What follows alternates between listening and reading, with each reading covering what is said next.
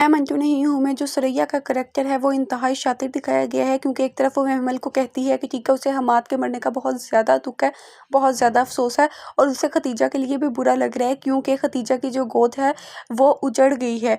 अब यहाँ पर वो है बिल्कुल ही एक शातिराना अंदाज में बात कर रही होती है, क्योंकि नेक्स्ट एपिसोड के प्रोमो में हमने देखा किस तरह से वो कह रही होती है कि खतीजा ने अपने मरे हुए बेटे का मुँह नहीं देखा, और किस तरह से रेत की तरह जो उसकी अकड़ थी, उसका गरूर था, वो ख़त्म हो चुका है। यानी वो अंदर ही अंदर अपने मकसद में बिल्कुल कामयाब हो गई, और उसे बहुत ज़्यादा खुशी है कि हमाद जो है मर गया है, क्योंकि वो कहती है कि अगर इसकी जगह फरहाद भी मरता तो भी मुझे बहुत ज़्यादा दुख होता, लेकिन ऐसा नहीं है। उसने फरहाद को जानबूझकर इस सारी सिचुएशन में ड्रैग किया। उसने एक इस तरह का प्लॉट क्रिएट किया कि फरहाद जो है वो महमल के करीब आए, ये दुश्मनी आगे से आगे बढ़े और ये ख़त्म ना हो, और इसी वजह से उसने सुलह के पेपर्स के ऊपर साइन किए।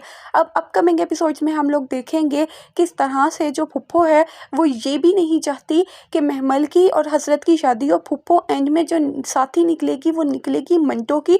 फुप्पो का और मंटो का जो कनेक्शन है वो दिखाया जाएगा, क्योंकि मंटो का पास्ट किसी ना किसी तरह से फुप्पो से जुड़ा हुआ होगा।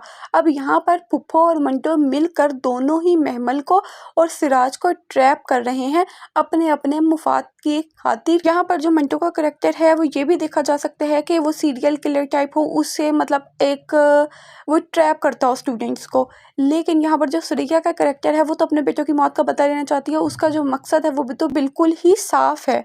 लेकिन अब इस सब की दुश्मनी में जो मरेगा वो हजरत मरेगा, महमल की शादी हजरत से नहीं होगी।